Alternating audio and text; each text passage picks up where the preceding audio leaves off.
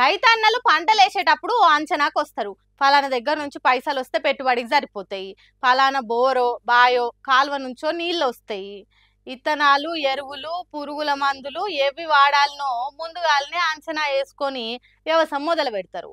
అన్ని తీర్లు ఉన్నాయన్న ధైర్యంతోనే రంగంలోకి దిగుతాడు. అట్లా పంటను కంటికి రెప్పలెక్క సాదుకునే రైతన్నకు నడిమిట్లనే ఏదన్నా ఆగిపోతే విలవిలలాడతాడు కదా. ఆగో గట్లనే దానిలాడుతున్నారు ఈ రైతన్నలు కూడా.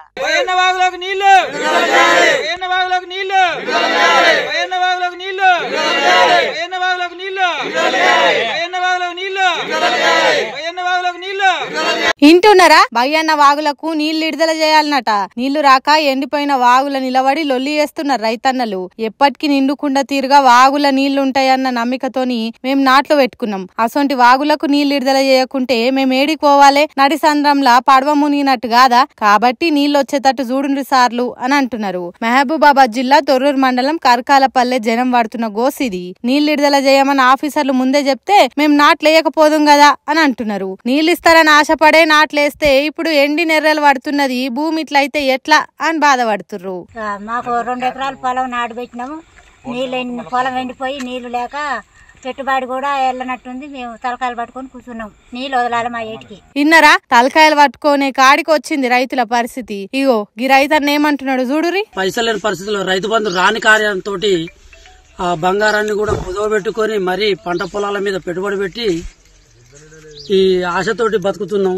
ఇన్నరా? బంగారం అంతా బ్యాంకులో పెట్టి నీళ్ళు వస్తాయని ఆశపడ్డారట. కానీ ఇగో ఇట్లా నాసు పట్టే వాగు నాపరాళ్లతోని ఎండిపోయిందంటే గుండె చెదిరినట్టు అవుతున్నదట రైతన్నలది. ఇలా ఎమ్మెల్యే యశస్విని రెడ్డి మేడం ను కలిసి నీళ్ల తెప్పల చెప్తే స్థానిక ఎమ్మెల్యే యశస్విని రెడ్డి గారిని కూడా 3-4 సార్లు కలిసి విన్నపాలు చెప్పుకోవడం జరిగింది.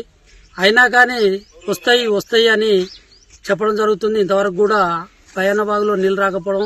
ఇంకేం చేస్తారు పాపం.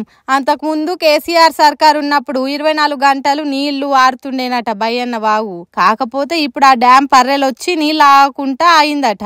అందుకే దానికి మరమ్మతులు చేసి రైతులకు నీళ్లు ఇయ్యమంటుర్రు.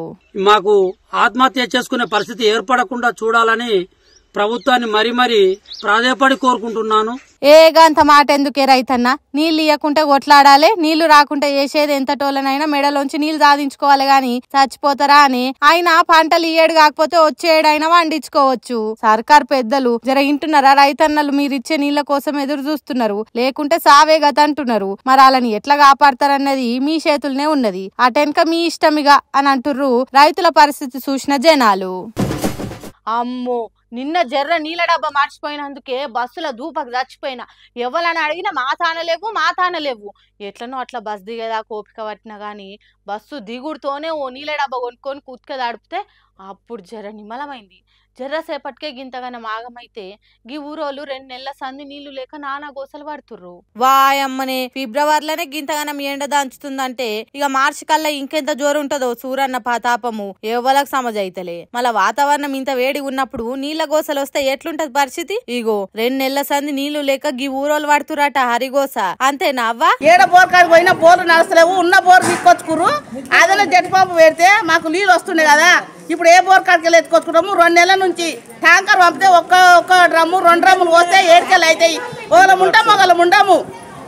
ఎట్లా 7 కేలు తెచ్చుకోవాలి? మరి నీళ్ళు లేకపోతే మనుషులు పడతారా? ఎండగాల మట్టు చుట్టూ సిటీలో నీళ్ళ దానం చేస్తారు. అంతకు అధ్వానం ఉన్నామా? అడవిలు ఉన్నామా? మేము ఊళ్ళో లేమా? ఊరు పట్టి లేదా? అది అట్లనే అడగాలవ్వా, లేకుంటే వీళ్ళు ఇట్లనే పట్టిలేనట్టు చేస్తారు. ఏయ్ తల్గి, మీరు తిట్టే తిట్లకు ఆఫీసర్లు గజ్జును వనకాలే మాలా. లేకుంటే ఎందుల్లా 2-3 రోజులంటే ఎట్లనో గట్ల ఎల్లదీస్తారు గాని 2 నెలలంటే ఎట్లా బతుకుతారు? ఏం కథ? మేడ్చల్ శ్రీరంగవరం గ్రామ పంచాయతీకి అనుబంధ గ్రామం కుమ్మరిగడ్డ ఊరోల పరిస్థితి నీళ్లు లేక గిట్లుంది. ఇప్పటికే మస్తు సార్లు ఆఫీసర్లకు మొరబెట్టుకున్నా చెవు మీద పెయిన్ వారినట్టు కూడా లేదట వాళ్ళకు. అందుకే కాలి బిందెలు పట్టుకొని గ్రామ పంచాయతీ ముంగట దారినాకు దిగిర్రు. ఇక మళ్ళీ ఇప్పటికైనా ఆఫీసర్లు తొవ్వకొస్తారో లేకుంటే చూసి చూడనట్టు ఇడిచేస్తారో అన్నది ముందు తెలుస్తది.